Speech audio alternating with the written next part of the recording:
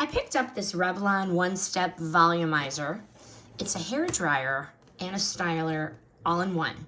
So I need something that my teens could use without frustration or endless tutorials to round brush their hair, to section it, and to get it dry quickly. So I came across this. It sounds promising, fast drying, less frizz, and easy styling in one tool. So why I picked the Revlon one step, one and done, dry and smooth in one step, and they don't have to juggle a brush and a hair dryer. It's a brush and a hair dryer in one, which I like.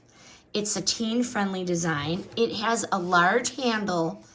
It's simple. So there's not a lot of buttons. It is on and off, which is nice for first timers. It's hard to juggle a round brush and a hair dryer. So this is a friendly design for starting out to smooth and round brush your hair.